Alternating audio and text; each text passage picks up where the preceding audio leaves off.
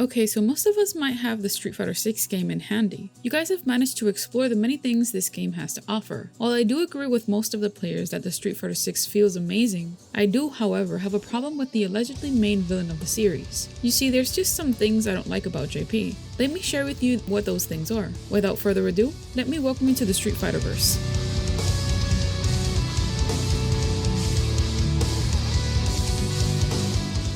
Let's start this video with the notoriety of what makes a villain interesting. A villain is a crucial element in storytelling, as they can greatly enhance the overall narrative and create compelling conflicts. Complexity is very important in the core of a villain, especially in a fighting game. They should have depth with motives, beliefs, and a backstory that shapes their actions. A well-developed villain might possess both admirable and reprehensible qualities, making them morally ambiguous and adding complexity to their character. JP's backstory may not be fully revealed, I give you that, but being Bison's ex-finance manager doesn't give you that depth and coolness you'd expect from a villain. It's like, hey, the bad guy here does Bison's taxes. While I cannot say JP does not have amazing qualities, he just doesn't stand out as a menacing villain like you want it to. A great villain should have a compelling motivation. A villain should have a clear and believable motivation for their actions, whether driven by personal gain, revenge, ideological differences, or a traumatic past. A well-defined motive helps viewers or readers understand their perspective, even if they don't agree with it. While I do feel his leadership with the terrorist group called Amnesia gives him a purpose which is, and I quote, demand true freedom and equality of information, with its sights and bringing down the heads of all capitalist exploiters. It doesn't feel evil to me. Bison, on the other hand, was a crazy madman with a whole army behind and different ordeals and events, which gave him more appeal in that sense. Another important factor should be a charismatic presence. A charismatic villain can be captivating to watch or read about. They possess a commanding presence, exude confidence, and often have a unique and memorable personality. Their charisma can draw in the audience, making them both intimidating and intriguing. While it's not all hate on JP, I do acknowledge that one of his strongest suits is his charisma, elegant man who works in the shadows, manipulating world events in his favor. However, I do feel that down the line JP will be forgettable. Which brings me to my next point, the long-term impact of a villain. Shredder from the Ninja Turtles, Eggman and Sonic, Dr. Doom and Fantastic Four, all of them share that harmonious place between villain and hero. For these franchises, it is very difficult to associate with another villain. In my opinion, I would say the same applies in Street Fighter. M. Bison is equally as important as the rest of the initial cast. He was so vital that they had to bring him in Street Fighter 4 and Street Fighter 5. Not even Gil could outshine the presence of M. Bison. JP has a long way to go if they plan to make him memorable for future generations. Another great subject a villain should have is its flaws and vulnerabilities. A villain with flaws and vulnerabilities becomes more relatable and human. These imperfections can humanize them, allowing the audience to empathize or understand the circumstances that led them down their destructive path. As a player, it's natural to have personal opinions and preferences, and it's okay if certain aspects of the game don't resonate with you. Characters in games, including villains, are designed with specific intentions and storytelling objectives. In the end, gaming is a diverse and evolving medium that allows players to engage with it in their own unique ways. Whether you love or have reservations about certain characters or aspects of a game, it's all part of the ongoing conversation and evolution of the gaming industry. So continue to share your thoughts and experiences, and let's celebrate the incredible world of gaming together. Here are all the things we have talked about JP recently. Enjoy!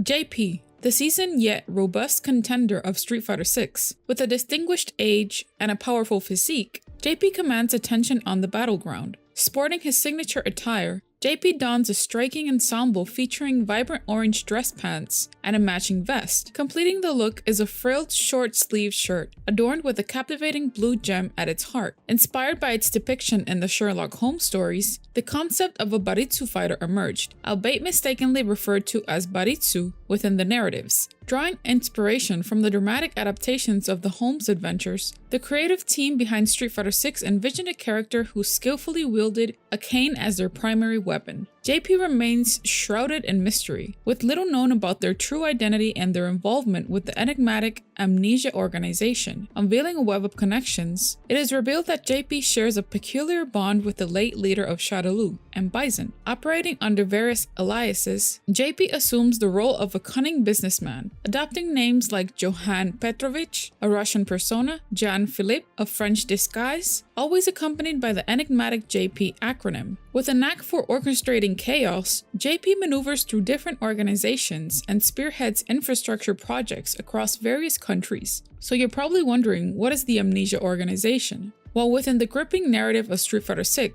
an underground organization emerges, known as Amnesia. Led covertly by JP, this group disguises itself as hacktivists fighting for genuine freedom and equal access to information. However, beneath their facade lies a darker agenda: to dismantle the pillars of capitalist exploitation by targeting influential figures. So what is the story on JP so far? Well, let's start from the first Street Fighter VI comic. In the first chapter of our captivating story, JP encounters Ken and his trusty assistant Kalima amidst the bustling Neyshell martial arts fighting tournament arena. Impressed by JP's exceptional venue, Ken pays him a compliment, acknowledging his remarkable achievement of blending Neyshell's ancient traditions with cutting-edge technology within an innovative IT nation. As they prepare to leave the arena, Kalima reveals some concerns about the tournament. It seems that not everyone in Neyshell shares the same enthusiasm for the event. JP calmly explains that there have been ongoing political demonstrations, with protesters voicing their discontent over government policies. Showing a compassionate side, JP immediately suggests to Kalima that they contact security forces and arrange an alternative route to ensure the safety of everyone involved, avoiding any potential clashes or disruptions caused by the protests.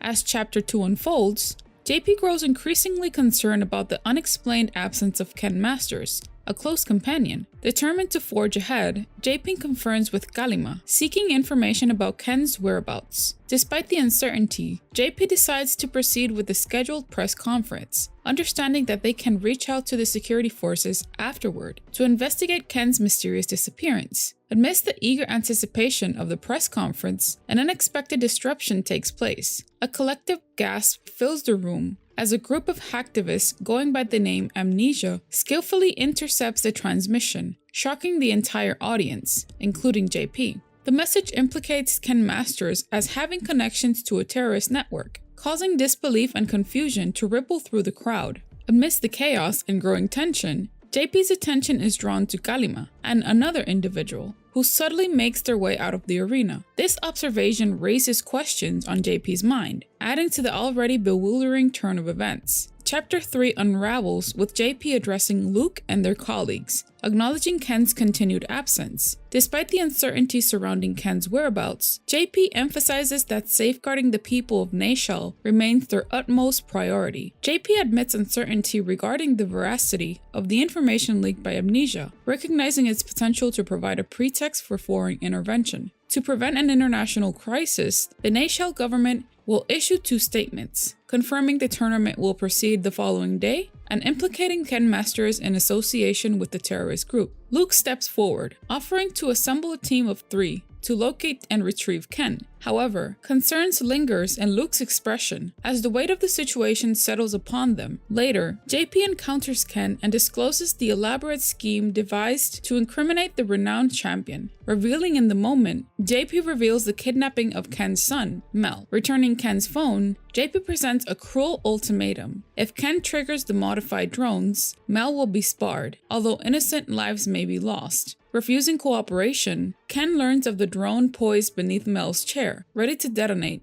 if Ken resists. In a poignant speech, JP expounds upon the fallacy of worshipping nationalism, wealth, and human bonds throughout history. Their words echo the nation that even the most cherished beliefs can transform neighbors into enemies. JP challenges the validity of love as a mere fabrication that both saves and damns people, and questions the very nature of goodness as a construct that can bring about destruction. Firmly convinced of the righteousness of their cause, JP asserts that they will justify their own narrative. After that, he leaves and tells Ken that he hopes that he'll make the right choice. Chapter 4 unfolds as JP arrives early at Mount Vashal and engages in a conversation with an officer regarding the tournament. Later, JP discovers the disappointing news that Mel Masters has managed to escape, leaving the VIP seat reserved for him unoccupied. Undeterred, JP proceeds to address the audience at the arena, highlighting the legendary kingdom of Neyshell's rich history and the growing global recognition of its ancient traditions. Declaring the tournament officially open, JP announces an exhibition match, as the first event. A confrontation between Ken and JP ensues, with Luke attempting to intervene. JP mocks Ken, expressing his disappointment, while insinuating that Mel is in their custody. Ken's anger intensifies, leading to a tense exchange. In a surprising turn of events, Galima confronts JP, holding him responsible for the disruption of Neshal's sacred traditions and ceremonies. In a desperate attempt to stop JP, Galima brandishes a dagger, but JP swiftly disarms her and fatally wounds her. JP reveals his grand plan to ensure Neshal's profitability, using a falling champion-turned-terrorist pitted against a young peacekeeping agent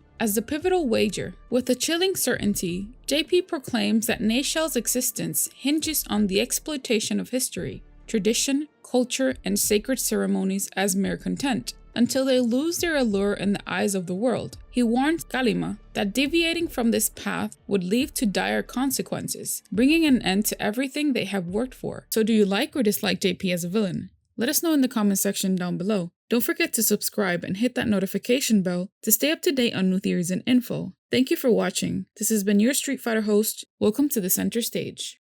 Our new Discord server. There you can talk with us, chat about current events going on in Street Fighter, information, theories, and lore. We'll leave the link in the description box below. We want to thank everyone for tuning in and becoming part of this Street Fighter community. We want to thank you for your positive comments towards our channel, because it only habilitates us to grow even more. From the Street Fighterverse crew, we thank you.